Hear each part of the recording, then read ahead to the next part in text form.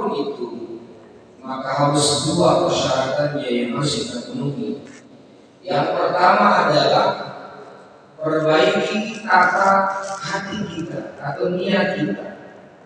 Niat kita apapun yang kita kerjakan diiringi dengan Bismillahirrahmanirrahim, dengan menyebut nama Allah, artinya hanya mengharap ridha Allah Subhanahu wa taala. Wa ma umiru illa liya'budullaha mukhlishina lahu-d-din. Bagaimana membangun nilai-nilai keikhlasan dalam diri kita. Apapun yang kita lakukan, walaupun kelihatannya amalan dunia, tetapi kalau niatkan untuk amalan akhirat, untuk ibadah, maka dicatat oleh Allah sebagai amalan-amalan akhirat. Sebaliknya, walaupun terlihat di kasat mata kita, dia seperti pekerjaan-pekerjaan akhirat, tetapi hanya ingin dipuji, hanya ingin dibilang orang ahli ibadah ataupun orang yang suci, yang paling baik, maka tentunya dia sudah terjebak oleh talbis iblis, oleh perangkap-perangkap iblis.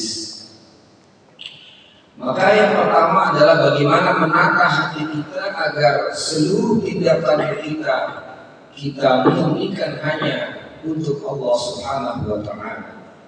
Yang kedua, ternyata niat ikhlas saja tidak cukup. Yang kedua adalah as-shawab, yakni kaifiyat atau tata caranya harus sesuai dengan tuntunan ajaran-ajaran agama kita.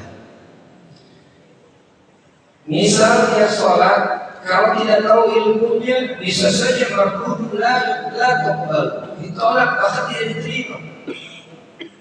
Dari mulai syarat-syaratnya, wudunya, harus tahu ilmunya.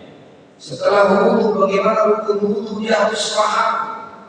Kemudian sholat, dari sholat itu sendiri dia harus tahu apa makna sholat, bagaimana sholat, apa arti sholat, bagaimana rukun sholat, apa yang harus dibaca, berapa rakaat dia lakukan, itu pun bagian daripada as-shawab, caranya harus benar.